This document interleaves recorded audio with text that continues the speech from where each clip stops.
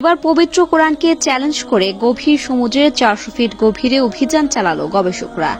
পবিত্র কোরআনে মহাসমুদ্র নিয়ে যা বলা হয়েছে তা প্রমাণ করার জন্য এবং সত্য মিথ্যা যাচাই করার জন্য চালানো হয় এই অভিযান। গভীর সমুদ্রে অভিযান চালিয়ে কোরআনের সাথে কি মিল পেল সেটাই জানবো আজকের ভিডিওতে। প্রিয় দর্শক, আপনারা পবিত্র কোরআনের পক্ষে নাকি বিজ্ঞানীদের পক্ষে অবশ্যই কমেন্ট করে জানাবেন। তো চলুন বেশি কথা না বলে শুরু করি আজকের ভিডিও। পবিত্র কোরআনে কোনো সাধারণ সমুদ্র নিয়ে কথা বলা হয়নি। পবিত্র কোরআনে বলা হয়েছে মহাসমুদ্র নিয়ে।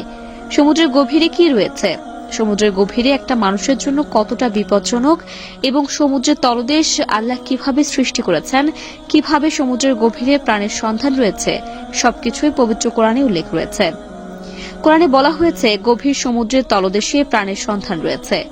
বিজ্ঞানীরা গবেষণা করে দেখেছেন গভীর সমুদ্রের গভীরে এক ধরনের পোকা বসবাস করে, যা কখনোই এত ছোট প্রাণীর পক্ষে বসবাস করা সম্ভব নয়।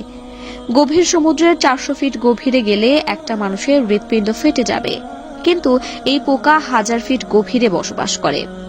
বৈজ্ঞানিক গবেষণায় ওই যে কোরআনে উল্লেখিত অন্য একটি বিষয় হল দুটি সাগরের পানি একে অপরের সাথে মেশে না। পবিত্র কোরআনে বলা হয়েছে তিনি প্রবাহিত করেছেন দুই জলরাশিকে, তাদের উভয়ের মধ্যে রয়েছে এক ব্যবধান যা তারা অতিক্রম করতে পারে না। সূরা আর-রহমান আয়াত 19-20। আর বিজ্ঞান বলছে এক নদীর পানি মিষ্টি হওয়ায় ও অন্য নদীর পানি লবণ হওয়ার জন্য একে অপরের সাথে কখনো মিশে না। তারা এর বাস্তবতা প্রমাণ করেছে। সাগরের নিচে গভীর অন্ধকার নিয়ে পবিত্র কোরআনে উল্লেখ রয়েছে। কিন্তু মজার বিষয় হলো যে হযরত মুহাম্মদ সাল্লাল্লাহু আলাইহি ওয়াসাল্লামের সময়ে এমন কোনো আবিষ্কার ছিল না যা দিয়ে সমুদ্রের অন্ধকার সম্পর্কে জানা যেত। তাহলে তিনি কিভাবে জানলেন, এই প্রশ্নটি সবারই থেকে যায়।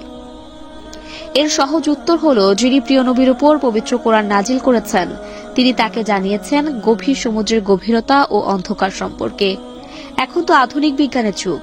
বিজ্ঞান নানাভাবে নানান যন্ত্রপাতি আবিষ্কার করছে এবং তার অভিযান চালিয়ে তার বাস্তবতা ও সত্যতা প্রমাণ করেছে।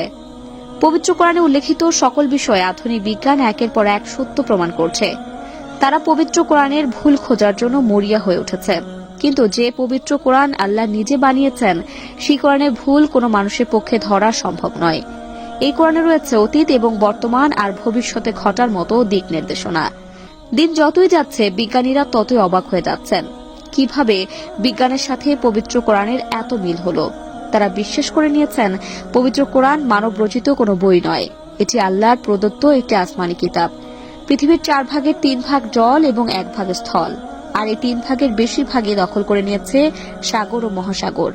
পবিত্র কোরআনে 114টি সূরার মধ্যে 25টি সূরায় 40 বার এসেছে সাগর শব্দটি। এই কোরআন মানুষ বা জিনের পক্ষে বানানো সম্ভব নয়। এ নিয়ে অনেকবার চ্যালেঞ্জ দেওয়া হয়েছে পবিত্র কোরআনে। 400 বছর ধরে অনেক বিজ্ঞানীরা চেষ্টা করেও এই চ্যালেঞ্জে সফল হতে পারেননি।